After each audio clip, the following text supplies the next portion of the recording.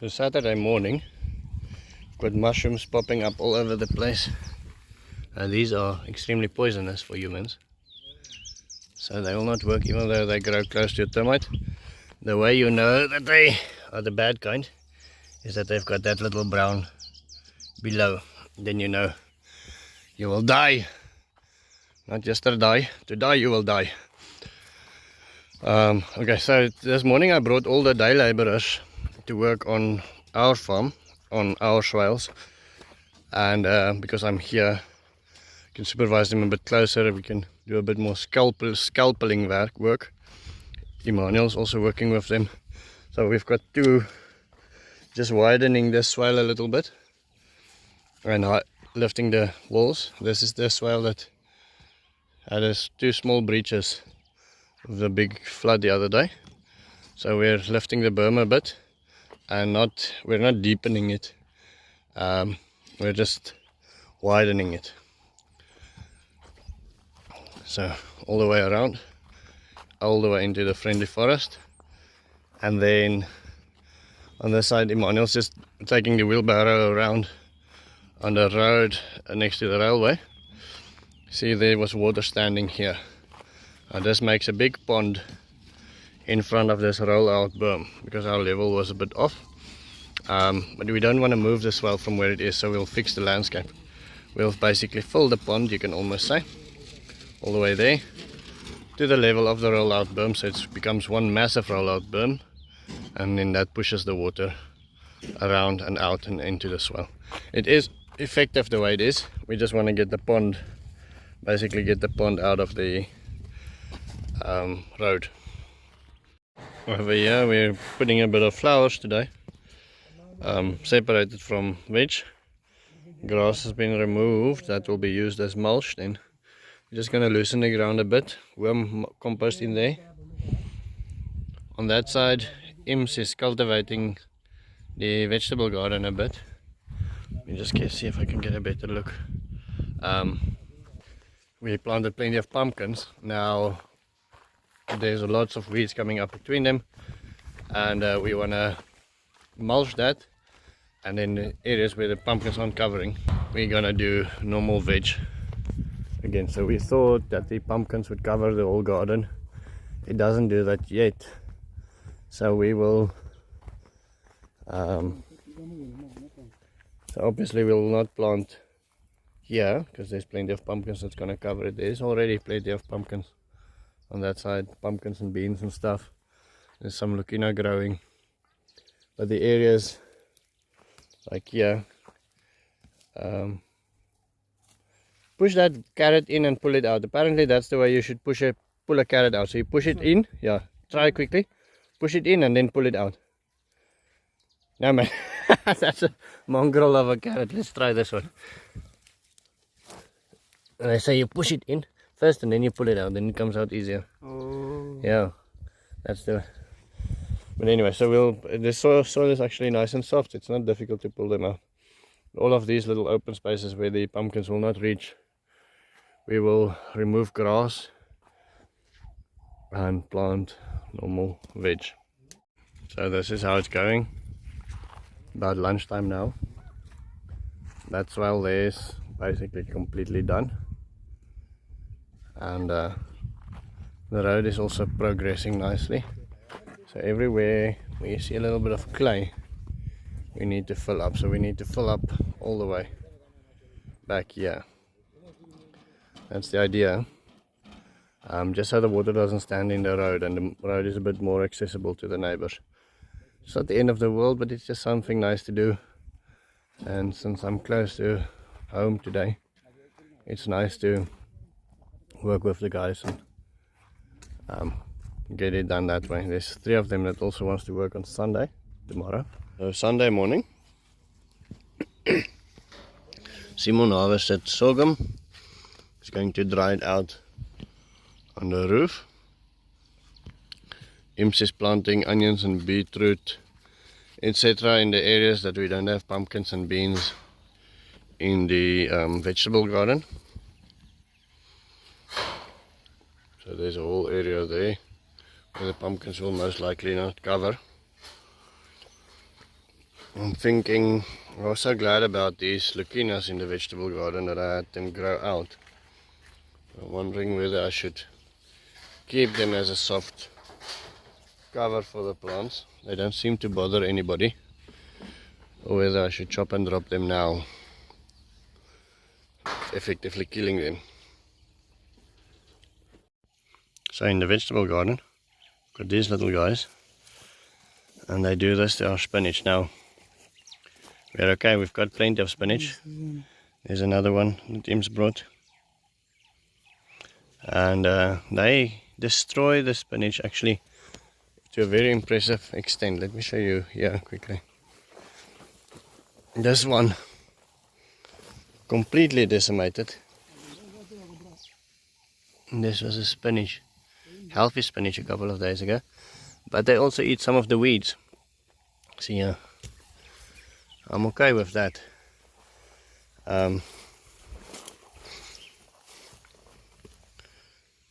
They do nothing to the pumpkins. See, this pumpkin is filled with flowers, plenty and plenty of flowers everywhere. I saw some small butternuts as well over here.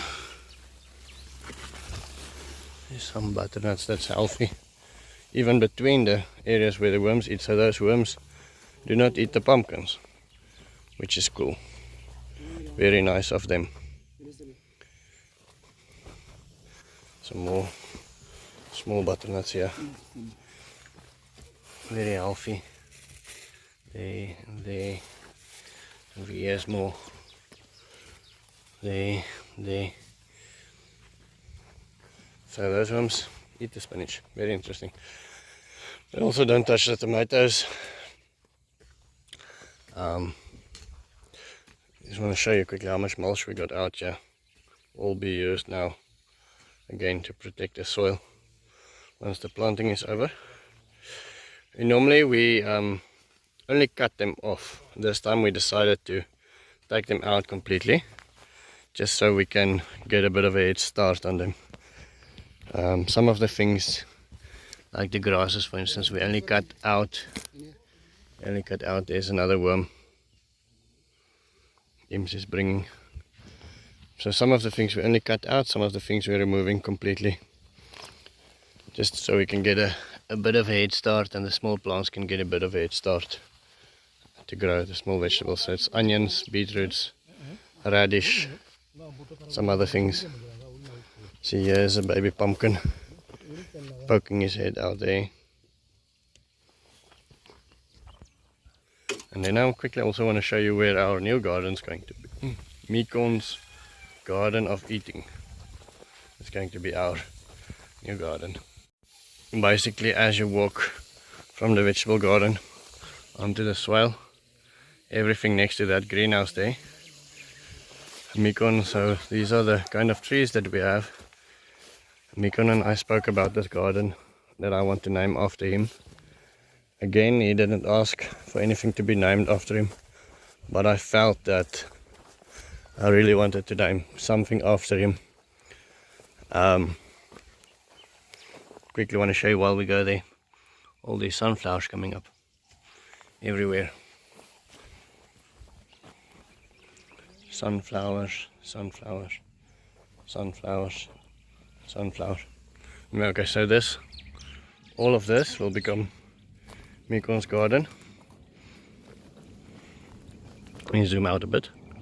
I'm gonna put a screenshot of what it will look like.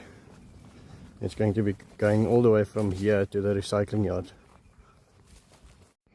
So as we walk through Meekon's Garden of Eden, quickly want you to remember this as a before shot, to see what it looked like before. Now I'll do a standstill at a tree and then do a slow panning, so we can use that as a before photo for what this is about to turn into. And then I want to start quickly, just thank a couple of people. Obviously Meekon, he's been a huge supporter of me lately. I really do appreciate it. He makes so many things possible. Renier, Renier has been a very big supporter, and over the last couple of months I really do appreciate that as well. Brian J. Porter, new supporter I think, but I really do appreciate it as well. Very big contribution for township development, and so I think that's going to be fantastic. Brendo, he is starting a food forest in Australia, so I'm going to link to his thing soon.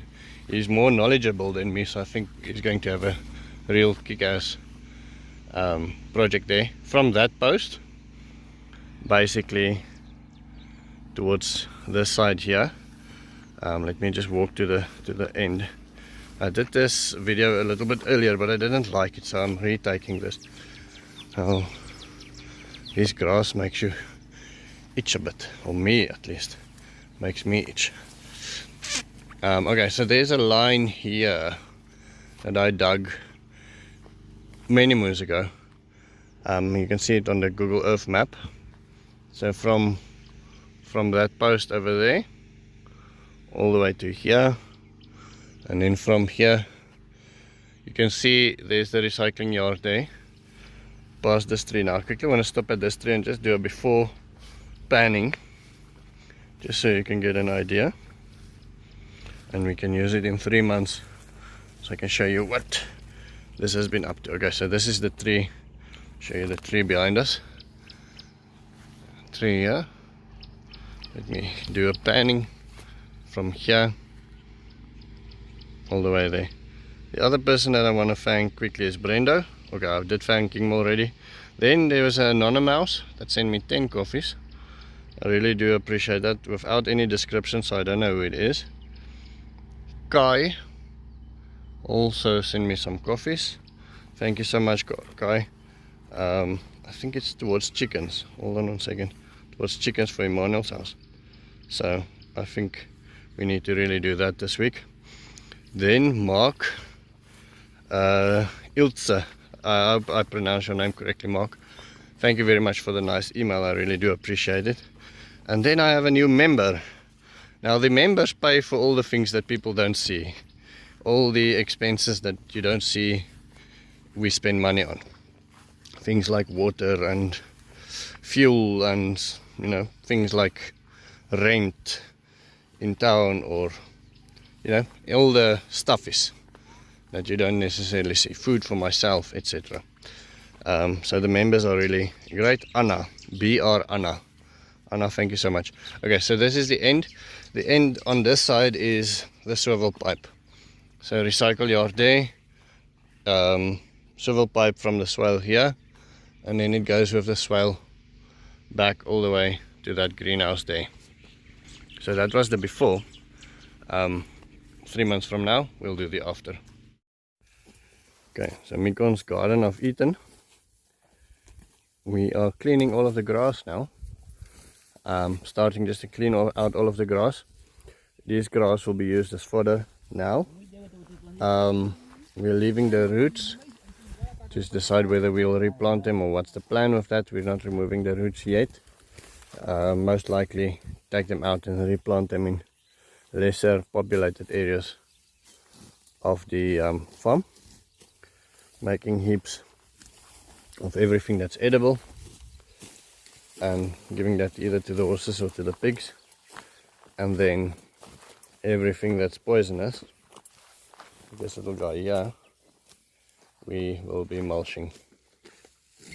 Somebody said in Im's garden we need to use more sticks as mulch, so we have a lot more time for the termites. I think these ones, something like this would work very well. Ims, what do you think?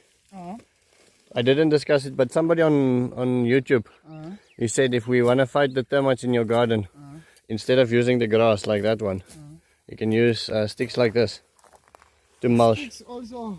The termites will still come. They will come, but it will take a little bit longer. Longer than this. Yeah.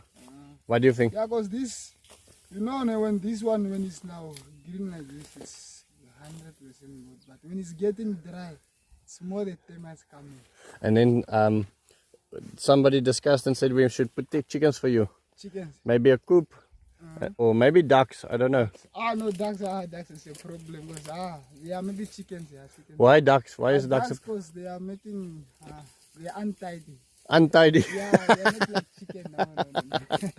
Okay, but then you must think where we must put the chicken coop there. Okay. So this week, and you must think about the design. So this week we can put a chicken coop in your house. Okay. If you want. Yeah, but now I see some like yeah, like there must not be a lot. I see something here. That's why there's maybe like 4, 5 chickens that fit in there. At the recycle yard? Yeah. Is there something that we can use? Yeah, we can use it. Okay, but then we must do that.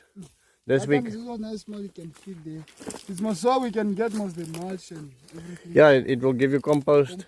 It will give you eggs. It will give you. We must find a way to integrate it into the garden so it doesn't kill the plants, but it gives you. But I heard one of my friends eggs. that the chickens are compost. It's very nice. It's very good. At least when it's dry, but when it's wet, then you put it there, you lose everything. No, we put it through the worm system. From the worm system. Or maybe we make hot compost. I think it will work very well. Yeah, we must try. Okay, we can even try the sticks, then we see what will happen. I think we must do both this week. I think we must try the sticks for mulch. Now that we have Kasongo, we can move the sticks easier. It was difficult in the red car. But these ones they will work very well. In Kasongo we can load them in bags and then we can take them. And then we find a way to do the chickens as well. And we buy you some laying hens so you can get eggs like us. I think that will be good. Do you have a market there if we have extra eggs? Or do you think you'll eat everything? I know, I won't. So we'll make something, we'll make a plan. Yeah. We sell them? Yeah, we sell them. Good. Okay, you can continue. Let's get Mikon's Garden of Eden going. We can even clean between the pumpkins. The fence will be around here. Around here, I guess. See, the swale is there. But around here, all the way to the road. That will be the new garden. Then we must now put the nice Wire. Maybe shade net some places. Like the, what's the trandal in English? A guinea fowl. Guinea fowl so that they cannot enter here. Yeah, guinea fowl is a problem. A guinea fowl. Yeah, we'll make a plan. Lekker. Okay. So at my sister's house, this is Daisy. She just had a couple of pups, and we believe it is Toffee that is the guilty culprit. We didn't fix him because we didn't have any female dogs, but he got through the fence, so he will have to pay child support very, very soon. So while I ask you to subscribe, I want to show you something special. So they say these trees, acacias, are allelopathic. In other words, they kill things below them. But most acacias do bear pods, which means they are nitrogen fixing. And then obviously they give shade and they give mulch. So here you can see what the veld looks like further away from the acacia. And it looks like this all around. These thorns, which is a ground cover, you see they're starting to dry up. We haven't had rain in a couple of days. And then below the acacia, look at that. Just what a little bit of shade and a little bit of biomass on the ground can do for the land. So I'm not saying you should have a big forest, but we are a savanna landscape. So if you had one, maybe there, one over there, would have been awesome. And everywhere, every 10 or 15 meters, just some shade so that the grass can grow. And it does grow much better in the shade. That is the end of my story. I will see you tomorrow. Have a wonderful day.